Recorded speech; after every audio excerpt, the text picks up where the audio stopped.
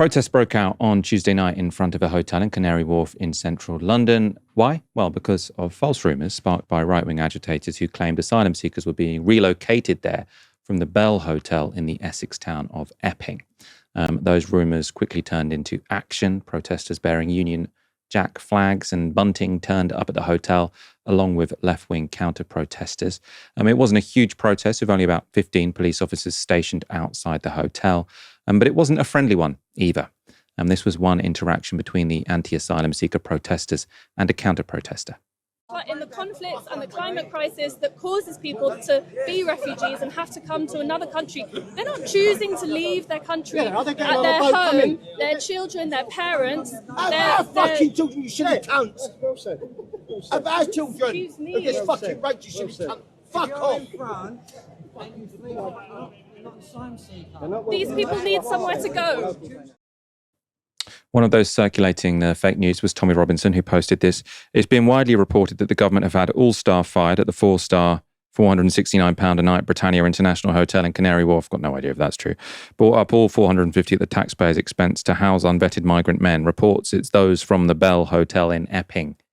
Another was Reform's Tower Hamlets chairman, who said this. I can now confirm that the Britannia International Hotel in Canary Wharf has been handed over for use by asylum seekers and refugees. Our team in Epping have been leading peaceful protests at the Bell Hotel after serious allegations of sexual assault, and they heard some of those being moved on were heading here. Someone went to investigate and saw a coach of 30 being dropped off. Security is now stationed inside the hotel. The Home Office has now confirmed to the Times that no asylum seekers were moved from Epping to Canary Wharf, and the government has reserved the Britannia Hotel for other asylum seekers, and that's at a cost of £81 per night per person, a little lower than the average cost in March of £118 a night, and much lower than Tommy Robinson was suggesting. The background to the scenes at Canary Wharf, of course, is the much larger protests that have taken place in Epping since last Sunday. Residents in the Essex town began protesting mostly peacefully outside the Bell Hotel, which is being used to house asylum seekers. Dozens gathered there after it emerged that an asylum seeker staying at the hotel had been accused of sexual assault. A small number of police protected the hotel, and anti-far-right counter-protesters also turned up. But things soon took a violent turn. This was the moment those counter-protesters came under attack.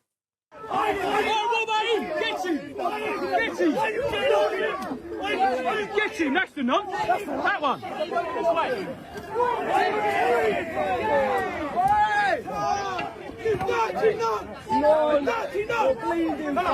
You're bleeding. Oh, what's the matter, mate? What's that on your head? What's that on your head? You've been cut. You've been cut, have you?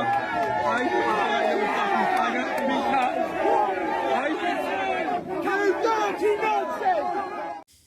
So you can see how, it starts off with one individual being accused of sexual assault. Then that becomes all the asylum seekers in the hotel are paedophiles, and then it goes to anyone who's defending the asylum seekers from attack is a paedophile. So you can see how the kind of scary logic moves along. Last Thursday, the asylum seeker in question was charged with 3 counts of sexual assault, 1 count of inciting a girl to engage in sexual activity, and 1 count of harassment, just 8 days after arriving in the UK by small boat. Those protests started out peacefully, with scores of locals turning up outside the Bell Hotel to hear speeches from concerned residents. But the presence of far-right activists, including from groups like Homeland and Blood and Honour, as well as former members of Combat 18 and For Britain, soon sparked violent scenes. So protesters attacked police vans, kicking windscreens and smashing headlamps. Riot police reinforcements were also called, with protesters hurling bottles, fireworks and other objects at police. At another point, police vans carrying extra officers rammed through a barricade, with a second van running into a protester to force him out of the road. Crowds also threw objects at the police. And police also had to protect a small number of counter-protesters from the more aggressive elements in the crowds, shielding them from projectiles and threats of violence. And this is the moment a riot police officer struck back at a protester. Why are you in bed? Why are you in picking down?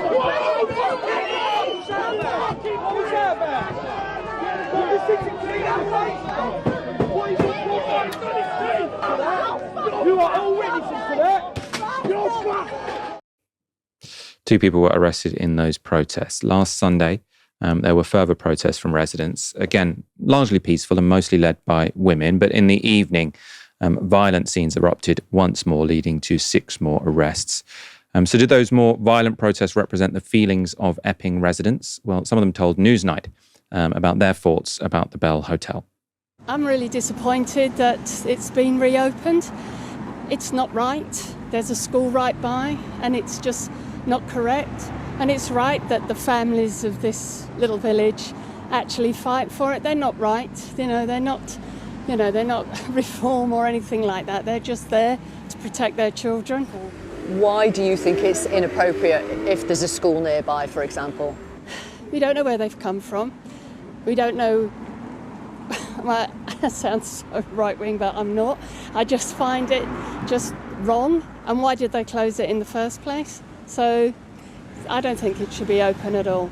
It's been such a very stressful situation, I could say, for such a small town. Has it, that's what it's felt like, it's felt stressful for you? It's made the town feel very small, and you do feel very isolated, and you do feel a little scared of saying how you feel, like whatever thought process that you have and where people should be moved to and how they should live. Right. You do feel a little bit stressed out expressing that with people. I've just been talking to the council leader, and he said that Tommy Robinson is expected here. What do you think of that? I'm mixed race. Okay, I'm going to say that. I'm mixed race. I'm old enough to remember the BNP. Tommy Robinson is not racist. As far as you're concerned, he is welcome here. I think for me personally, I don't think it's a good idea. Oh. Because of the amount of people he'll bring from outside the area. At the moment, it's a local thing for local people who want to voice their opinion and want the government to do something about it. You bring Tommy Robinson here with all the good intentions in the world, I don't think it's going to end well. That sentence, bring Tommy Robinson here with all the good intentions in the world, as if Tommy Robinson has ever been associated with good intentions. Besides agitating violence in Epping, the right has also used the protest to stir up suspicion of the police. This was Reform leader Nigel Farage. Have a look at this video. If these are locals, why are they getting a police car? Where time's the next bus? You wait 15 minutes for a bus and then 3 come all along at once. Look, they're all cramming in. This shows Stand Up to Racism, as they're called, with Antifa, a violent, thuggish group, arriving at the train station and literally, by Essex police, being bussed to the Bell Hotel. These were the people that caused the disturbances. These were the people that caused the riots. Essex police caused the disturbances. So I've watched a number of videos of these protests, these riots, whatever you want to call them. And the people who were the anti-racists here, so the sort of stand up to racism people, they just seemed like really, they didn't even seem radical, right? They weren't masked up. They seemed chill, right? If anything, they seemed outnumbered, right? I felt a bit worried for them, right? But the people who were smashing up vans were the right? We've seen the images. The Antifa weren't there. Now, Antifa, to some degree, is sort of a phantom of the right, sort of imagining that there is this nefarious group. There are also protesters that will identify as Antifa. I think especially in some parts of America, like Portland or whatever. I know sort of there's Antifa in Berlin. I'm sure there is some in London as well. But they dress in all black. They sort of cover up their face. And yeah, they might want to smash stuff up. None of them have been anywhere near Epping. People at Epping I've seen the videos. You can look up the videos on the internet. They're very sort of peaceful, nice-looking protesters that don't like racism and want asylum seekers to be welcome. All of the violence that I've seen happening in Epping was from the right. So to me, that just seems like a lie from Nigel Farage. What about his claim, though, that Essex police bussed in counter-protesters? This is sort of a meme which has been spreading. The Daily Telegraph made a slightly different claim on their front page this morning, saying that the police escorted counter-protesters to it, which is a different claim. But let's focus on this one about bussing them in from Nigel Farage, because the Force's chief constable responded to that accusation today. There's been some accusation in the media that we drove people to the protest. That is not true. We have not driven anybody to that protest. People made their own way there. And of course, one of the accusations and one of the things circulated is we did take people away for their safety, for the safety of everyone there, because it was the best operational thing to do to prevent violence, to diffuse the situation. We drove them away from a violent confrontation. You know, it's not for me to silence or to try and to say to people what they should or shouldn't say. My appeal to people, whether they're the leader of a national party or just somebody who's got a comment to make, is please consider the consequences in the real world of your actions. Is what you are saying going to cause violence or make it work for the people of Epping, for the officers, the staff members at the hotel, the residents, or indeed the local community? That's what you've got to think about. If you watch the footage of the protest posted on news agencies like Reuters, it's pretty clear that he's right. The police at one point were busing protesters away from the protest, and that's because violence had broken out. The violence in Epping does seem to have concerned the Labour government. They seem to be worried this is going to become another summer of riots, a bit like last summer. Today, Deputy Prime Minister, Angela Rayner, has said that immigration and deprivation are causing the UK public to lose faith in politicians, and with the potential for more riots over the summer, she's urged the government to show it's actually helping people. Kieran, very toxic situation, and I wouldn't be surprised if we see a lot more of this kind of thing over the summer. I mean, how are you thinking about it?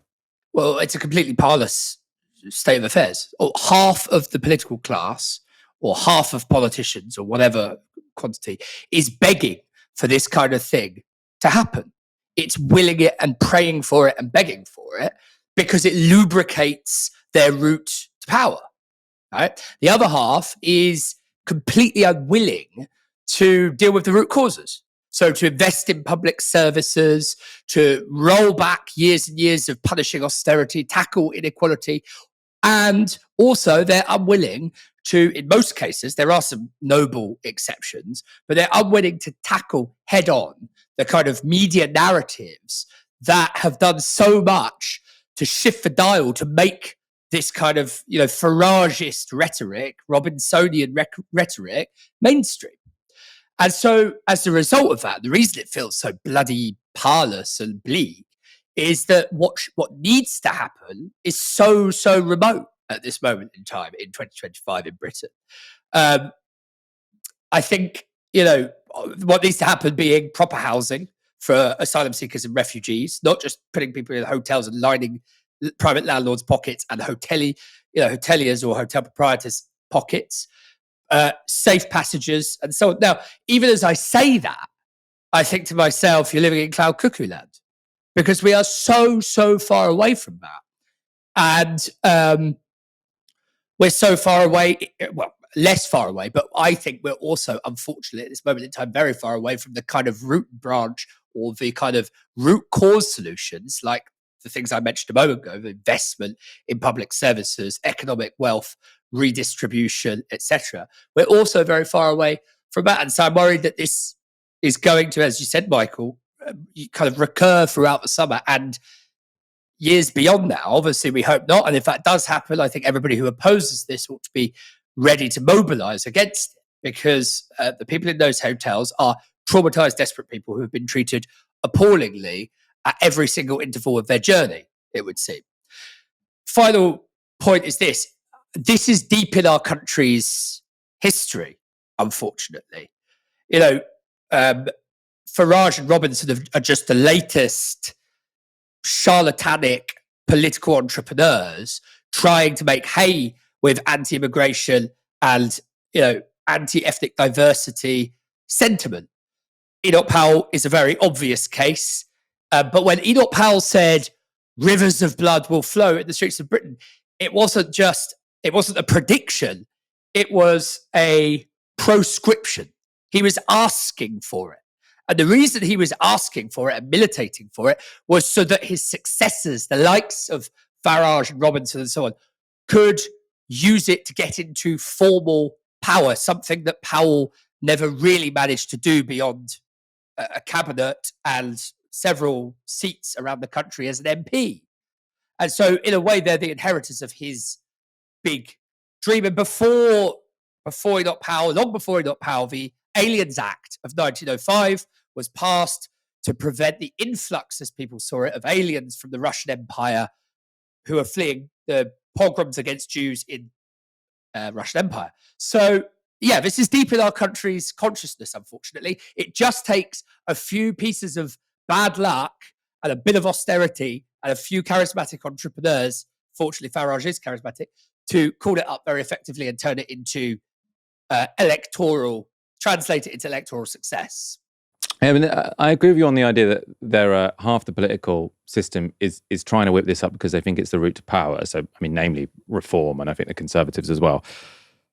Labour is where I think, which is obviously objectionable and awful. Labour, I think, is just where it's been completely self-defeating because it really doesn't help Labour for this to be a massive issue, right? There's sort of no way they can come out of this well, and they have created the worst of both worlds because they sort of bought into the Tory idea that the biggest problem was the boats. They said, stop the boats, stop the boats, stop the boats. They sort of bought into the idea that these hotels were a big problem, and they haven't stopped the boats and people are still in the hotels. And so they're in a very difficult position because they can't say, you guys are wrong. We can deal with this as a country. There isn't a small boats crisis. Yes, there's a small boats challenge, right? It's not ideal, obviously, but it's not the crisis it's being made out to be. And we're going to slowly get a handle on it. But instead, what they've said is this is a massive crisis facing Britain. We need to stop the boats. We need to clear out the hotels.